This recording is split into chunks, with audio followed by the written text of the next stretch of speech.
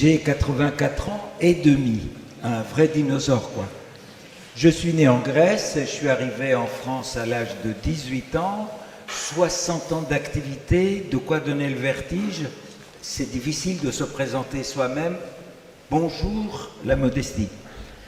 En France, j'ai composé environ 900 chants liturgiques, personne n'est parfait, sur des textes de Didier Rimbaud, Michel Squarnec, Claude Bernard, Raoul Mutin et quelques autres.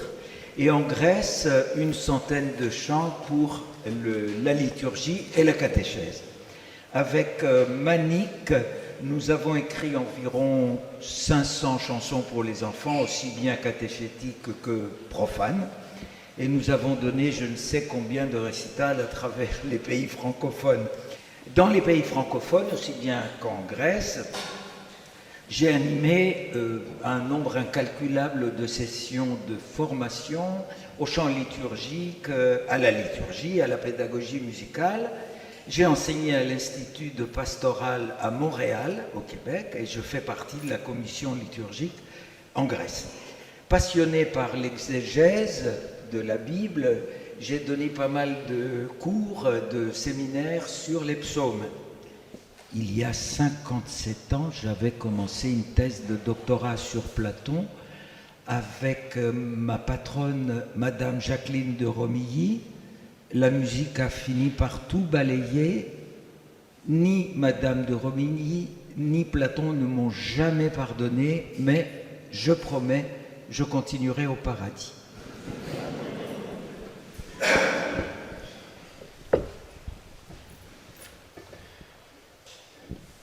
Comme vous l'avez dit tout à l'heure, je suis belge, vous reconnaîtrez aussi peut-être un peu à l'accent. Alors, je suis organiste de paroisse depuis 52 ans, donc j'ai commencé la liturgie en 72. Je suis compositeur aussi de nombreux chants liturgiques, tant pour les monastères, j'ai écrit les communautés religieuses, je pense notamment à l'office de Montmartre, des bénédictines de Montmartre, en Calca, la pierre qui vire, et également pour les paroisses. Sur le site du CECLI, je vois que j'arrive à 840 et quelque chose. Donc voilà. Je suis auteur aussi de nombreux articles sur le chant liturgique dans différentes revues. Autrefois choriste devenu Voix Nouvelle, autrefois Musique devenu Chantons en Église, la revue belge de Feu Nouveau, patronnée par Jacques Tunus, revue liturgique et exégétique, la revue Cécilia d'Alsace, et puis une revue plus scientifique et dominicain, donc La Maison Dieu. Je suis aussi auteur de livres sur le chant liturgique et sur la liturgie, notamment à notre maître à tous les deux, un gros livre sur Joseph Jolineau, pionnier du chant liturgique en français, l'abécédaire du chant liturgique, Chanter la liturgie aux éditions de l'Atelier, Chanter la messe chez Bayard, et puis 2 livres alors sur la liturgie elle-même, la célébration eucharistique chez Salvatore, et puis l'année liturgique au fil des préfaces du missel romain, c'est En parole et silence. J'ai été aussi collaborateur comme membre de la commission liturgique belge, c'est-à-dire ce qu'on appelle ici le CNPL et maintenant le SNPLS, chez nous c'est CIPL, c'est interdiocésain.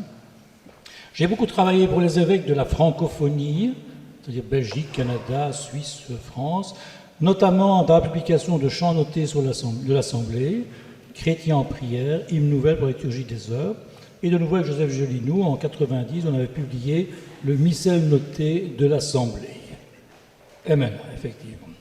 Et actuellement, je suis encore, 1 an sur 3 pour le moment, professeur à l'ISL, ici donc à Paris, à l'Institut catholique de Paris, sur le chant liturgique en français. Voilà, merci.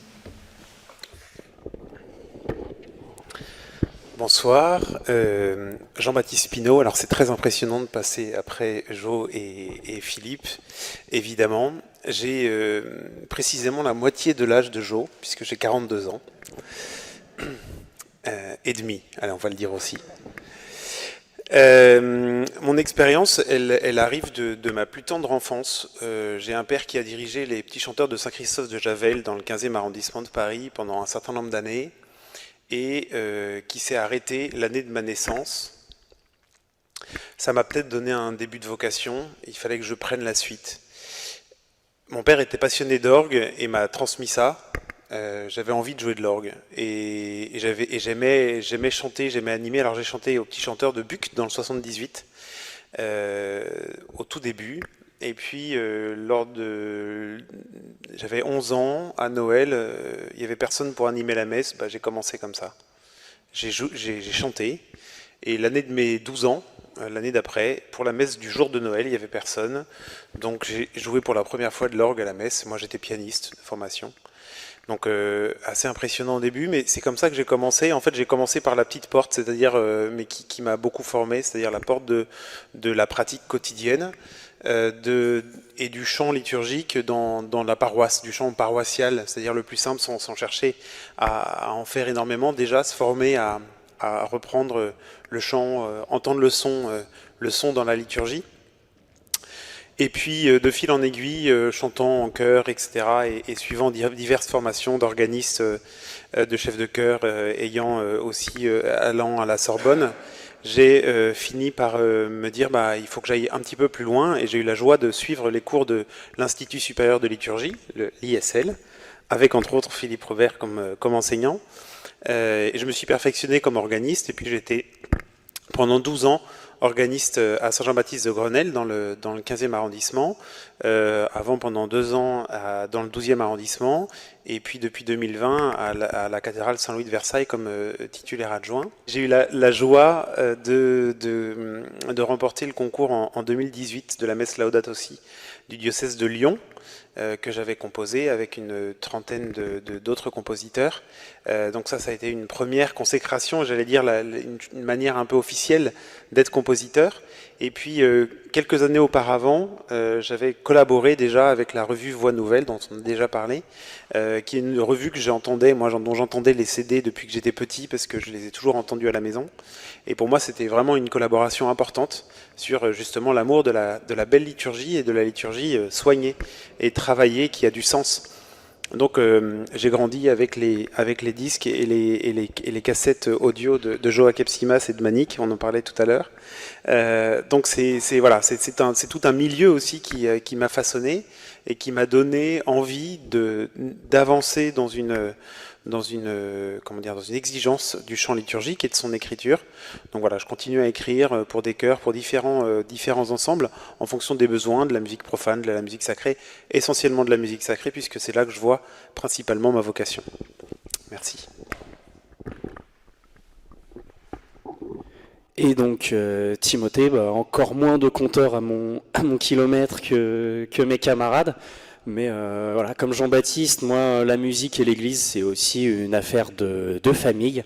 Voilà, quand j'étais tout petit, mon papa était salarié du mouvement eucharistique des jeunes, et mes parents ont eu la bonne idée de me faire grandir au sein de ce mouvement, dans lequel, maintenant que je suis adulte tout de même, j'ai la chance de m'impliquer, et notamment au service de la musique. J'ai déjà écrit plusieurs chants pour le mouvement, et je continue à prendre part aux réflexions musicales, et notamment celles qu'on conduit à l'album qui sort ces jours-ci. Donc le MEJ qui propose des chants d'église qui sont pas tous explicitement liturgiques, mais dont on s'applique à ce qu'ils puissent trouver une place dans la liturgique. Le E de MEJ, c'est quand même eucharistique, on essaye de s'appliquer. Et voilà, je parle du MEJ, mais musicalement, j'ai pu aussi m'impliquer pour le FRAT ou pour d'autres rassemblements. Je pense par exemple à Foi et Lumière. Et voilà, ça c'est ma vie de petit compositeur et animateur au sein de l'Église. J'écris aussi pour la comédie musicale, et sinon au quotidien, je suis journaliste. Voilà. Pour définir la musique liturgique, la musique rituelle, il faudrait revisiter le jardin des symboles.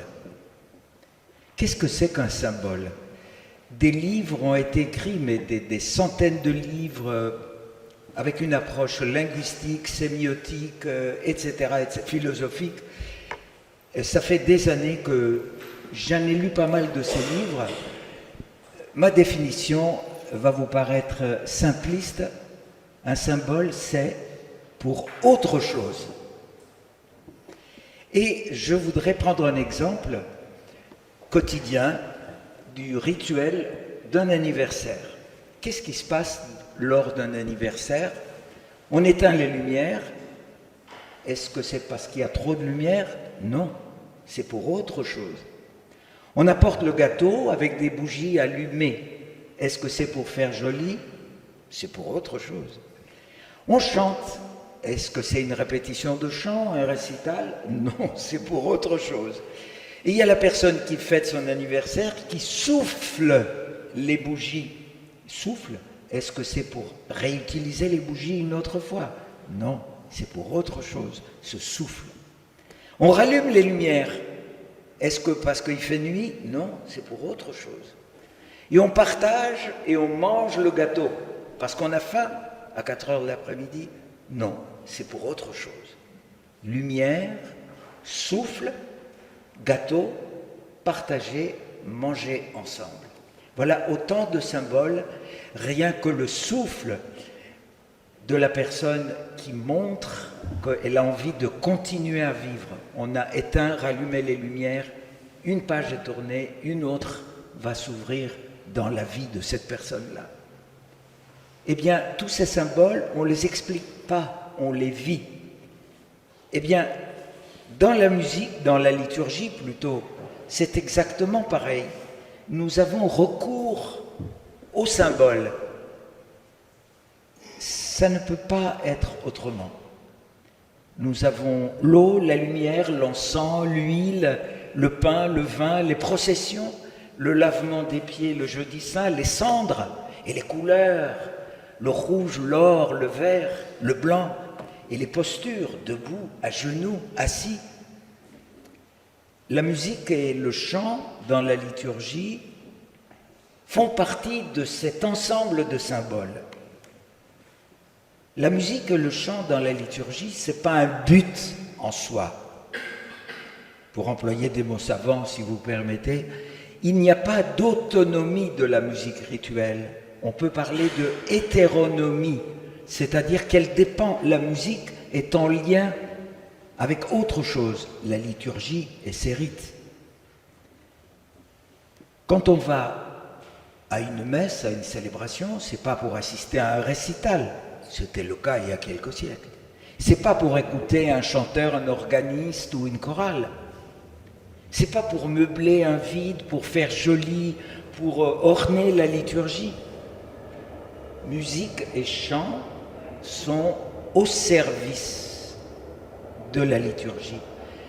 Musique et chant remplissent un ministère. Le mot latin ministère, c'est celui qui est au service, celui qui aide. Bon, avis aux amateurs ministres, mais ça, ils ne le savent peut-être pas. C'est pour ça que dans le document Sacrosanctum Concilium, le premier document conciliaire qui a été consacré à la liturgie, on donne à la musique rituelle, à la musique liturgique, le qualificatif de fonction ministérielle. On va expliquer ça, mais vous l'avez compris, c'est une musique qui est au service de quelque chose qui la dépasse. La musique et le chant font partie intégrante de la liturgie. J'oserais même dire que la musique et le chant remplissent une fonction sacramentelle. Petite parenthèse, les pères de l'Église des 4 premiers siècles, quand ils employaient, surtout les pères latins bien sûr, ils employaient le mot sacramentum, là où Chrysostome, les pères grecs, emploient le terme mysterion, mystère. Le mot sacramentum était pratiquement synonyme du mot symbole. Voilà. Plus tard, on a fini par désigner par sacrement les 7 sacrements de l'Église. Donc on peut dire que la musique et le chant remplissent une fonction sacramentelle. Qu'est-ce que c'est qu'une musique pour la liturgie? Dans cette question, il y a 3 mots importants. Musique pour liturgie. Il y a 2 univers, la musique, la liturgie. Chaque univers a sa logique, ses exigences, son cahier des charges, j'allais dire. La musique a sa grammaire, sa syntaxe, ses critères de qualité selon les genres de musique. Et la liturgie a son rituel, son cahier des charges. Son rituel, ça veut dire que dans chaque action liturgique, dans chaque célébration, il y a plusieurs rites et chaque rite a sa couleur.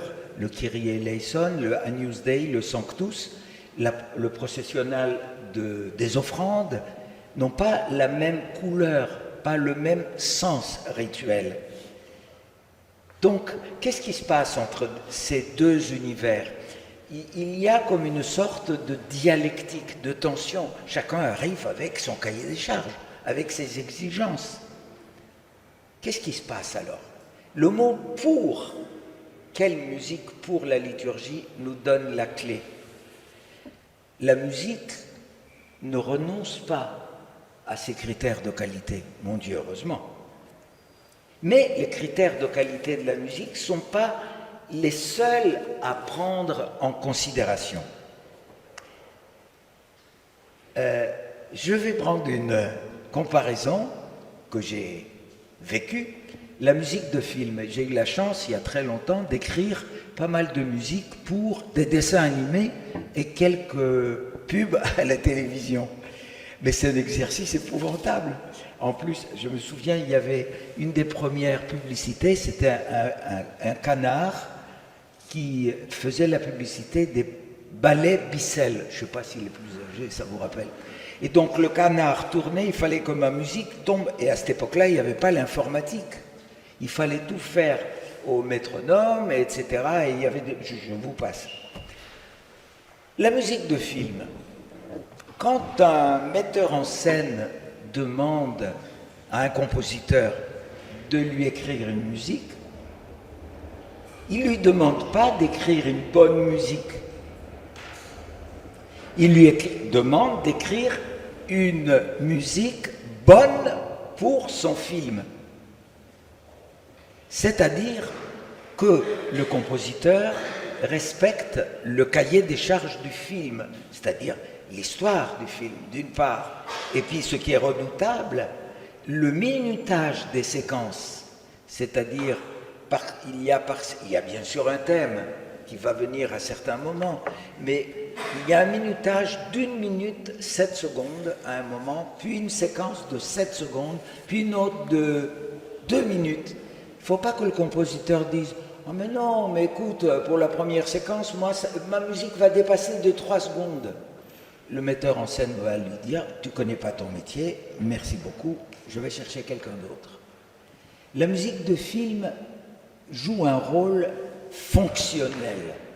C'est un mot un peu bizarre, hein, mais ça veut dire qu'elle est au service. Elle est au service. Le compositeur doit respecter le cahier des charges filmiques du metteur en scène. Ça n'a pas empêché Ennio Morricone ni Michel Legrand d'écrire des chefs-d'œuvre, malgré les contraintes.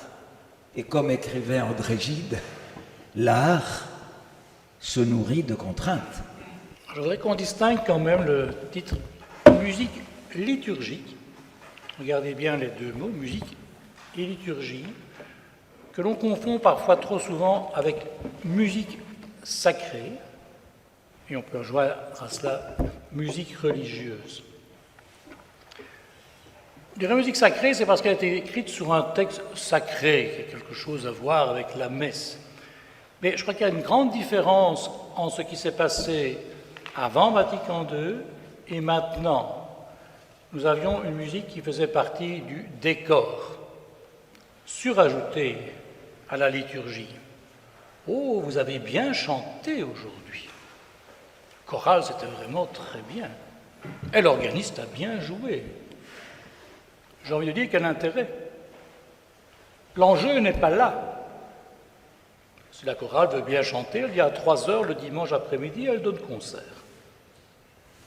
Donc, il y a autre chose. On ne met pas non plus de musique pour faire plus solennel. il y aura une certaine solennité dans la liturgie de Vatican II, mais ce n'est pas notre ancienne conception qui traîne encore beaucoup dans nos mémoires. Une question qu'on ne se posait pas avant Vatican II, que Vatican II a posée, mais que nous ne nous posons peut-être pas encore suffisamment, quelle place de l'Assemblée?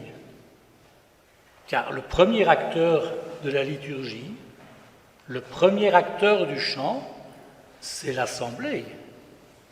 C'est-à-dire faire en sorte que des individus, comme maintenant, qui sont venus là, parfois qui ne se connaissent pas, vont au cours de la liturgie devenir une assemblée, former le corps du Christ et partager ce corps à la fin de la célébration. La liturgie est avant tout le sacrement de l'unité. Et comment la musique peut-elle y contribuer?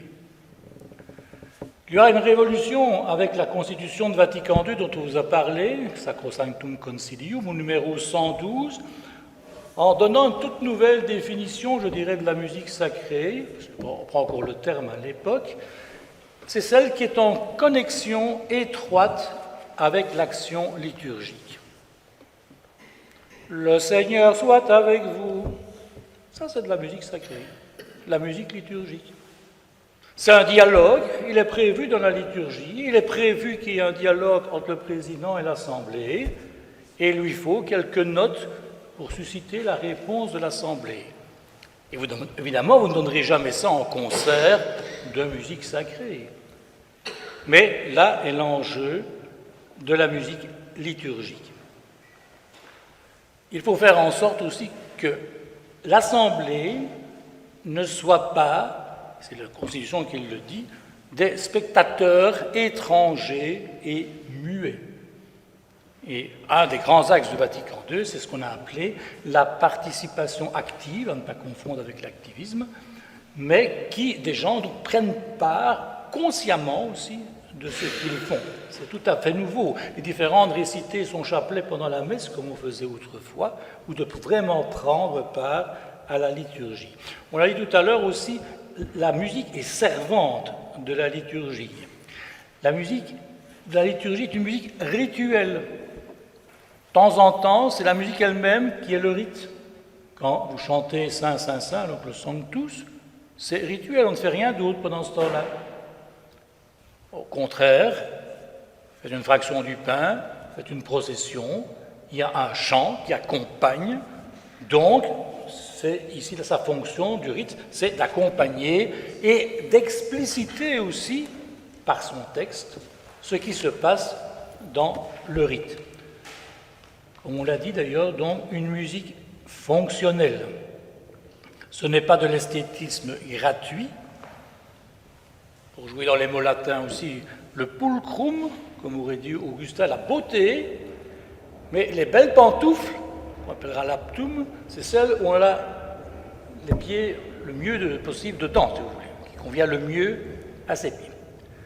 Et il y aura une nouvelle formulation en 1980, le père Jolino, qui est à l'origine d'un document, Universalos, écrira, c'est la musique liturgique, c'est la musique rituelle des chrétiens. Une dernière chose sur laquelle je voudrais aussi insister, c'est que le chant liturgique, c'est avant tout, un texte. C'est le texte qui est premier.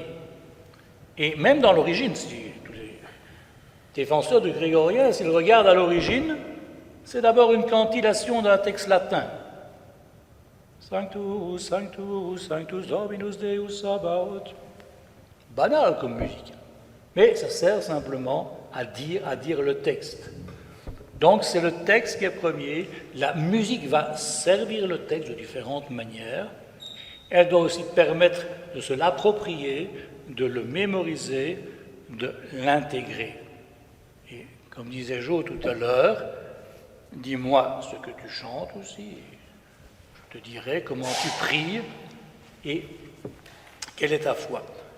Donc je crois important de ne jamais séparer la musique de la connaissance de la liturgie elle-même.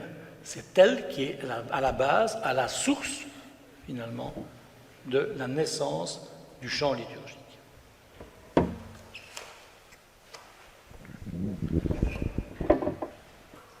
Merci pour ces interventions. Jean-Baptiste, du coup, peut-être qu'on peut parler des instruments, du rôle des instruments. Le chant, évidemment, a grande priorité, mais les instruments, dans la liturgie, en particulier l'orgue, évidemment, ont une place. Quelle place et comment s'articulent ces instruments dans la liturgie ?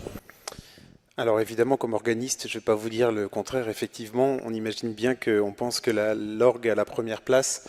On citait tout à l'heure Sacrosanctum Concilium. J'aimerais aussi citer la présentation générale du missel romain, qui a ce regard un petit peu amusant d'oublier parfois d'être précise.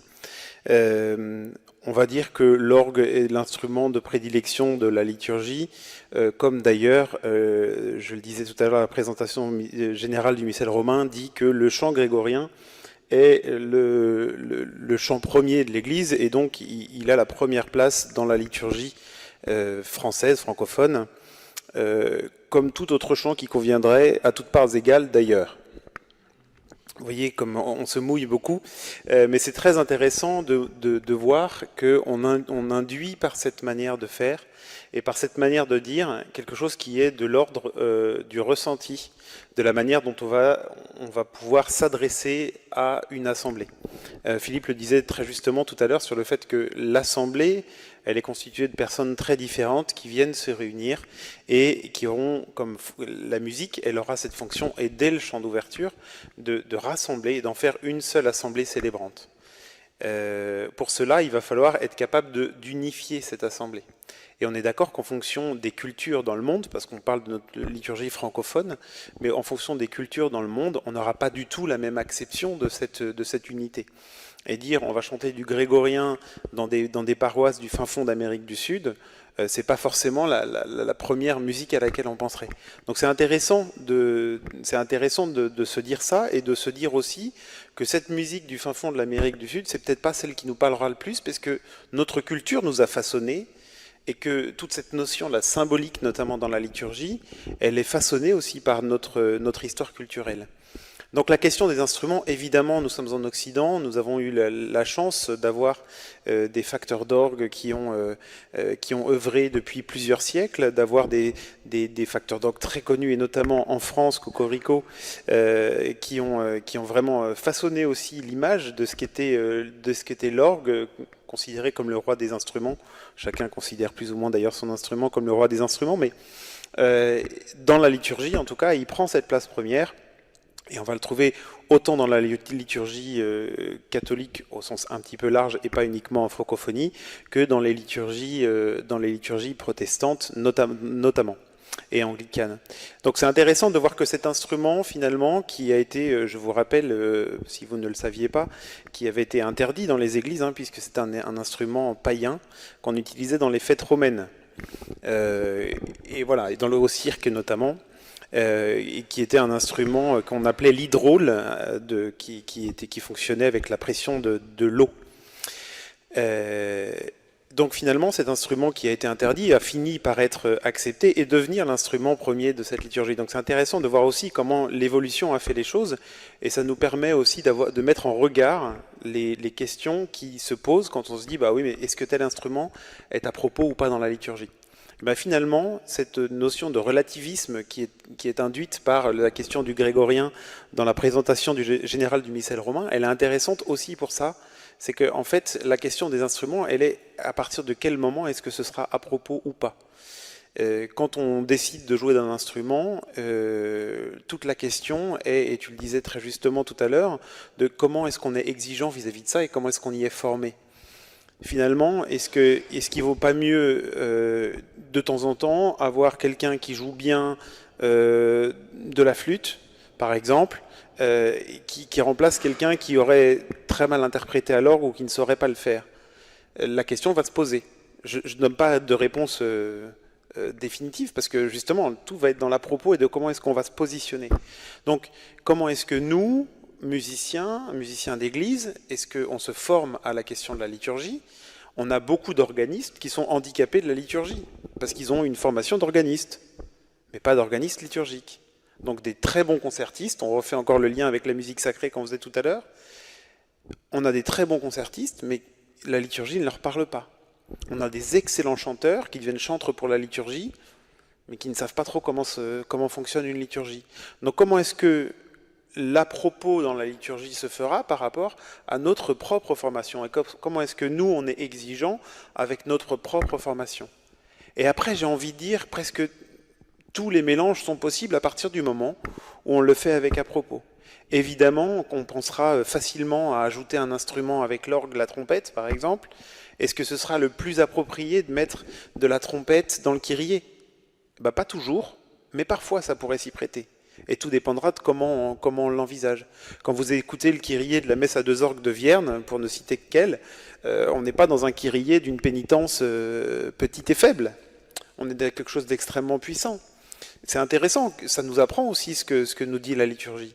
Et même si le Vatican II nous a révolutionné sur cette participation active, et on dirait plutôt que active, comme tu le disais, actuosa, hein, dans le terme latin, qui veut dire que c'est actif dans la présence active, comment est-ce que l'Assemblée elle va participer avec ça? Est-ce que la première place est donnée aux instruments ou à l'Assemblée? Quand est-ce que on dira on a eu une belle messe ou la chorale a bien chanté, les instruments ont bien joué? Si on est là pour entendre les instruments jouer, si on est là pour entendre, pour écouter, on est au concert. Et on n'est plus dans cet à-propos liturgique, on n'est plus là pour chercher à servir la liturgie, on n'est plus au service.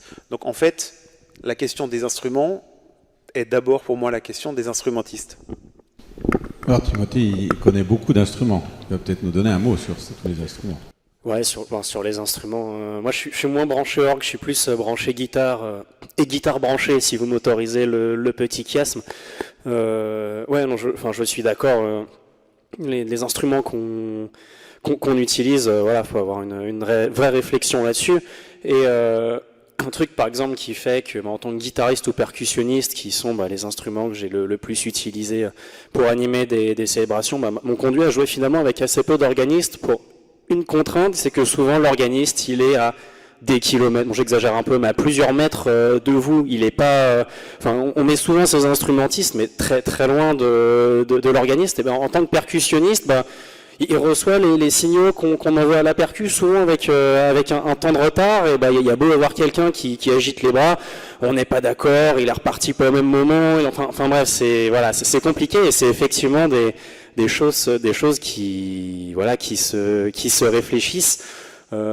Un autre élément qui se réfléchit, puisqu'on parlait d'impliquer un maximum de monde, je trouve, quand on écrit de la musique dans un contexte d'église et dans un contexte où on cherche à impliquer une assemblée, c'est de penser à des éléments purement de forme musicale, auquel on pense peut-être moins ailleurs. Je pense par exemple à la tessiture de la chanson. Si vous écrivez un truc, je sais pas, genre le SOS d'un terrien en détresse typé pour une assemblée, vous avez peu de chances que beaucoup de personnes l'interprètent avec vous. Ça risque d'être... je vais mettre le micro plus loin. Un petit peu plus loin. Un petit peu plus loin, ça marche, impeccable. Vous me dites, vous me faites signe. Mais je disais, il y a des contraintes, mais purement techniques. SOS d'un terrien en détresse, en termes de, de débit de parole, par exemple, si vous envoyez un débit de parole, à la Eminem ou à la Bobby Lapointe, je pense qu'avec ces deux références, j'ai à peu près touché tout le monde. Bon courage pour faire chanter une assemblée avec vous sans que ce soit pas de la bouillie. On parlait des instrumentistes.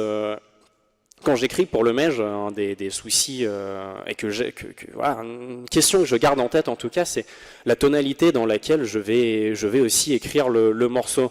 Je sais que c'est un morceau qui va être potentiellement interprété par des jeunes qui n'ont pas une grosse expérience musicale, mais qui auront très envie de s'impliquer dans la célébration avec leur instrument, avec leurs 3 ans de clarinette, avec leurs 3 ans de saxophone. Et je cite pas ces instruments par hasard, parce que si on a un clarinettiste et un saxophoniste, ce sont des instruments transpositeurs, donc on va essayer d'avoir une tonalité globalement consensuelle pour essayer d'impliquer d'impliquer un maximum de monde. Voilà, c'est aussi moi des questions que je me pose parce que je sais, encore une fois on parlait de circonstances, mais que les chants que je peux écrire pour le MEJ vont être interprétés, vont être vécus et vont donner à des jeunes l'envie de grandir dans la foi. Donc voilà, des problématiques aussi techniques je trouve, on va avoir en tête dans un contexte de musique liturgique et plus largement de musique d'église, et qu'on n'aura pas dans d'autres circonstances. Moi, je parlais de comédie musicale tout à l'heure, où on pourra s'éclater effectivement à écrire un SOS d'un terrien en détresse ou un morceau où on va imaginer, je sais pas, d'un morceau à 7 temps ou j'en sais rien. Voilà, ça dans un contexte d'assemblée, ce sera plus difficile d'embarquer tout le monde avec soi, je trouve.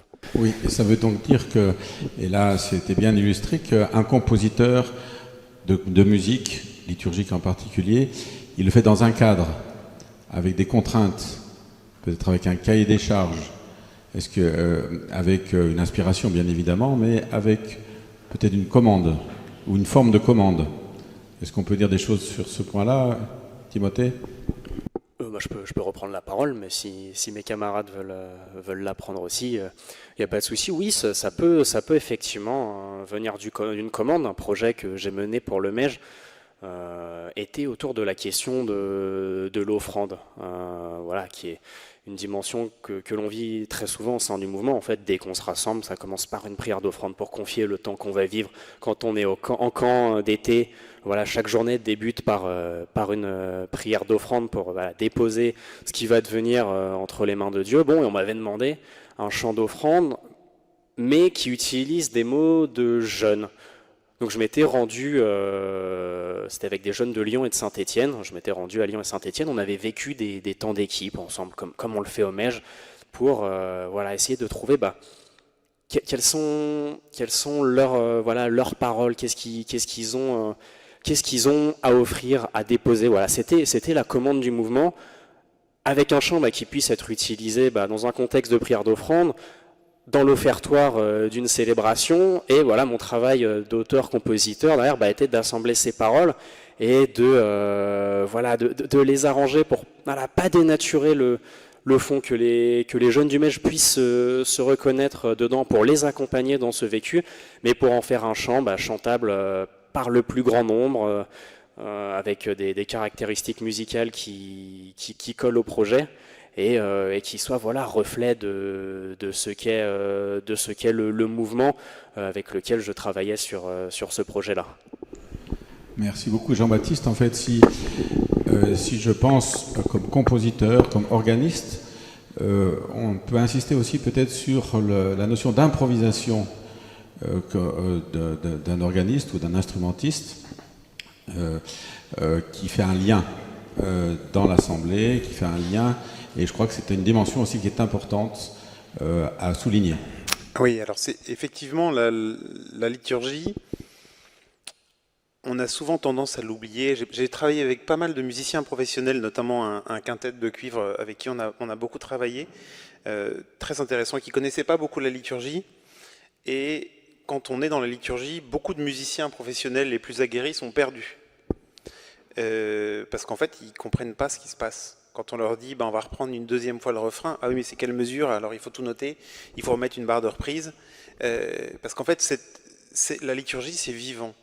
Je pense que chacun dans sa pratique de la liturgie, il n'y a pas une seule personne, et notamment on peut parler des messes télévisées par exemple, où tout est déjà très très cadré, il n'y a pas une seule personne qui pourra dire que la messe s'est passée exactement comme elle était prévue. Parce qu'il y a toujours un petit imprévu, il y a toujours quelque chose qui fait que finalement il faut décaler d'un quart de seconde. Et l'orgue, il est là aussi pour ça. Il a cette facilité de cet instrument qui remplace l'orchestre, qui en prend toute la dimension, et qui est capable de jouer tantôt quelque chose d'extrêmement doux, tantôt des choses beaucoup plus puissantes. Et quelle que soit l'atmosphère finalement dans la liturgie, de lui donner sa continuité. Il y a des organistes très bavards, j'en fais parfois partie. Lors des grandes liturgies, en fait, on a envie de continuer. Alors, après le psaume, par exemple, on va accompagner, on va faire une courte improvisation jusqu'à l'arrivée du lecteur pour la seconde lecture. Juste après, pendant l'encensement de l'évangile hier, par exemple, si le début a été chanté par le prêtre, et ben hop, on enchaîne sur une improvisation pendant l'encensement. Tout ça, c'est une question de ressenti, de comment est-ce que moi je viens servir ce qui est en train de se passer par mon improvisation. Alors évidemment, ma vision des choses, c'est que finalement, une messe, elle a encore plus d'à propos quand on est organiste, si finalement l'essentiel est improvisé. Ça veut pas dire qu'on peut pas jouer de pièces, mais l'essentiel sera improvisé. C'est-à-dire que on est capable, j'aime beaucoup pendant certaines célébrations justement, avoir un geste musical qui soit adapté à ce qui est en train de se passer. Je joue toujours, par exemple pendant la liturgie, quand la communion est terminée, voilà, les offrandes sont remises dans la réserve, on purifie les différentes, le ciboire, etc. Et puis après, le célébrant vient s'asseoir.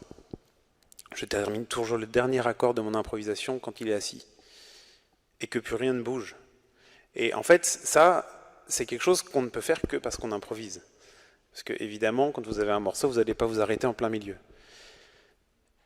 Et quand vous êtes en train de faire, par exemple, quand il y a une bénédiction, alors ça marche par exemple pour les obsèques, pendant la bénédiction, il y a des notes qui vont arriver pile au bon moment. Vous voyez, c'est des petites choses qui sont un petit clin d'œil, quelque chose d'assez ineffable. Et l'idée n'est, encore une fois, je le disais tout à l'heure, de ne pas prendre la première place. L'idée est d'être au service de ça. L'idée est d'être, par exemple, on veut jouer quelque chose après l'homélie. Pourquoi pas, très bien. Peut-être que l'antienne grégorienne du jour, l'introïde du jour, ça nous remet dans ce qui... C'est une petite réminiscence de ce qui s'est passé au début, l'improvisation au début de la messe. On peut jouer évidemment sur l'introïde. Et peut-être qu'aujourd'hui, il y aura une personne sur 600 qui l'entendra. Et ben, si ça l'aide à rentrer dans le ministère célébré, eh ben, on a tout gagné. Donc effectivement, la place de l'improvisation, pour moi, elle est essentielle dans le sens où elle vient souligner, servir. Avec la difficulté que quand on n'est pas à l'orgue, improviser à plusieurs, c'est compliqué pour la liturgie. Merci Jean-Baptiste. Peut-être je vais demander à Philippe, c'est quoi composer ? Quelles sont les exigences d'un compositeur de musique liturgique ? Oui. Je dois dire, en gros, je n'ai jamais composé de la musique liturgique que sur commande. Ça a toujours été une demande. Je m'explique sur deux exemples tout récents. Le 12 octobre, il n'y a pas longtemps, le diocèse du Havre, ici en France, fêtait ses 50 ans. Ils m'ont donc demandé d'écrire 3 chants pour le diocèse du Havre, 50 ans. Je leur ai dit, vous voyez l'ambiance. Du monde, grande assemblée. Il y avait un cahier des charges extrêmement précis aussi. Il y avait aussi un texte précis. Ça, c'est aussi une exigence dans le cahier des charges. Il y a 2 jours, les clarisses de Nîmes me disent « N'écririez pas l'office pour le saint nom de Jésus ». Pour ceux qui ne savent pas, c'est le 3 janvier. Voilà les antiennes pour l'aude, voilà les antiennes pour le vêpres, celle de l'office de lecture, et nous chantons les psaumes. Vous voyez la différence. Le Havre, je ne sais pas combien ils étaient, quelques milliers quand même pour fêter ça. Petite communauté qui va chanter l'office de la liturgie des heures. Il lui faut ses antiennes avec accompagnement d'orgue, une voix. D'autres communautés, c'est 2 voix, pas d'accompagnement d'orgue. Donc, je dirais, il faut se mettre dans l'ambiance, il faut savoir pourquoi on écrit. Donc, je dirais, c'est toujours un côté quand même commande, c'est-à-dire cahier des charges. Pour qui ? Pourquoi ? L'âge des gens aussi. N'écrivez pas pour une petite communauté de carmélites dont la moyenne d'âge est de 80 ans, ou pour une assemblée beaucoup plus large, évidemment. J'arriverais même à me poser la question, est-ce que j'écris ma propre musique ? Est-ce que c'est la musique que j'aurais envie d'écrire que j'écris, ou la musique qui conviendra le mieux à la demande ? J'ai parfois envie de dire, si j'écrivais ma musique, j'y mettrais certainement beaucoup plus de couleurs contemporaines, etc. On peut faire quelques essais dans certains lieux. Je crois encore un exemple, où était d'ailleurs Olivier, m'a demandé d'écrire un Alléluia pour Ancoli à Lourdes. Pidis, vous avez vu le lieu, c'est un peu plus grand qu'ici. 4000 chanteurs. Ça donne évidemment des idées de faire des clusters, des Alléluia qui viennent un peu par-ci, par-là. Nous, parce qu'on a des gens qui, à comprendre ce que vous voulez, le mettent en œuvre, etc. Donc là, vous voyez, et ça, j'ai parfois plus intérêt à écrire ce genre de choses qu'une petite mélodie toute simple. Mais la petite mélodie toute simple sera aussi soignée, je dirais, qu'une musique à effet pour grande assemblée. Voilà, quand je dis écrire sa musique, parfois on aurait envie d'écrire d'autres choses, mais la liturgie nous ramène toujours au cœur de l'exigence et du cahier des charges. Pour qui, pourquoi, pour quel moment dans l'acte liturgique. Je crois que c'est ça aussi, composer pour la liturgie. Je ne sais pas si je n'avais pas eu la liturgie, si j'aurais jamais composé de ma vie. Merci Philippe. Et vous, Jo, qu'est-ce que vous avez à dire? La plupart du temps, les musiques que j'ai écrites, c'est parce que ce sont des auteurs qui me les ont adressées. Didier Rimaud m'a envoyé, je sais pas, une soixantaine d'hymnes dans les années 70-80, Michel Squarneck pareil. Quand je reçois un texte, il m'est arrivé d'écrire d'abord une musique et de proposer à un auteur d'écrire les paroles. Le seul exemple que je vous donne, je me souviens, 1969, dans une 2 chevaux, sur mes genoux, j'ai écrit Aube nouvelle. J'avais le texte avant. Moi, j'écris pas de texte. C'est pas moi qui conduisais. Hein. Bon. Et en arrivant après à Paris, c'est devenu le chant que vous connaissez. Et puis, donc, quand je reçois un texte, je le lis plusieurs fois. Pardon pour la pudeur, je le prie plusieurs fois. J'essaye de voir comment il est structuré, où sont les mots importants, les mots clés. Et puis je regarde surtout en me le récitant, si les accents tombent de manière régulière au bon moment. C'est-à-dire si je fais une musique pour le premier couplet, que le deuxième couplet, il ne colle pas avec le moule musical et rythmique que j'ai fait dans le premier, là ça va pas. Et ça m'est arrivé très souvent de dire aux auteurs, je suis désolé, là il faut que tu refasses à cet endroit-là. Même le grand Didier Rimaud, je lui disais, écoute Didier, c'est pas possible, là il faut, c'est pas isorythmé comme on dit dans notre jargon. Et donc il y a souvent un aller-retour entre l'auteur et moi. Comme Philippe, évidemment, la première question, je me demande pour quelle utilisation et quelle assemblée va chanter. Des commandes, c'est sûr que j'en ai reçu plusieurs quand même pour des congrès, oui, beaucoup. Peuple de frères, si ça vous dit quelque chose, si tu dénoues les liens de servitude, un souvenir. C'était à la porte de Pantin, un grand chapiteau en 1978, quelque chose comme ça.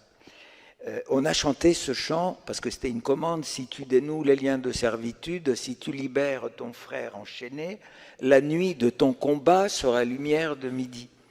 Au bout de 5 jours de ce congrès de l'action catholique féminine, il y a un monsieur qui vient très digne avec une canne, vraiment très colonel de gendarmerie, et qui me dit « Mais monsieur, c'est très bien tout ça, mais quand est-ce que vous allez arrêter d'écrire des chants communistes ?»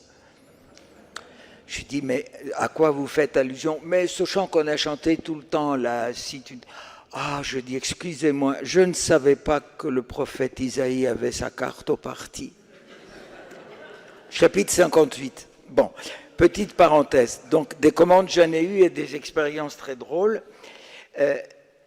je regarde quand j'ai un texte, est-ce que c'est possible d'avoir des alternances en fonction de la structure du texte? C'est-à-dire que telle phrase puisse être répétée par l'assemblée, par un petit groupe, qu'il y ait des alternances, pas pour faire joli, mais parce que toutes les alternances dans la liturgie sont symboles, là aussi, du dialogue. C'est un symbole du caractère dialogal de l'alliance entre Dieu et son peuple. Alors quand j'essaye de faire la musique, parfois il m'arrive d'écrire simplement le rythme, ta ta ta ta ta ta ta ta ta ta ta ta, et c'est comme ça que je peux vérifier si tous les couplets sont harmonieusement avec les mêmes accents toniques. Voilà. Et puis, je cherche la couleur qui conviendrait pour écrire un agneau de Dieu, un chant d'ouverture de la célébration ou un processionnal de communion. S'il y a un processionnal, est-ce que ma musique permettra qu'on processionne correctement? Voilà, toutes ces questions que... Ça m'est arrivé de recevoir, et je termine là-dessus, un texte, puisqu'on l'a chanté au début. Je me souviens, il y a mon ami Laurent qui vient un jour, j'habitais à Rueil encore, aux terrasses, et qui m'apporte un texte de Claude Bernard, Souffle imprévisible. Et c'était un brrr, un truc strophique. Bon, il me dit, j'arrive pas à mettre de la musique. Moi, je cherche dans ma tête, je dis, laisse-moi une seconde, je réfléchis, je prends... Je dis, non. On va appeler Claude Bernard et on va lui proposer de faire une litanie. On n'en fait pas assez de litanie, d'une part. Et j'ai charcuté, excusez-moi, son texte, et c'est le texte que vous avez. Voilà. Donc, c'est à la fois le texte, la coordination, la conjonction, la synergie entre le texte et une musique qui est devenue une litanie. Une litanie, c'est la musique la plus populaire qui existe dans toutes les cultures du monde, dans toutes les civilisations, et c'est un exemple justement de symbole dialogal, la litanie.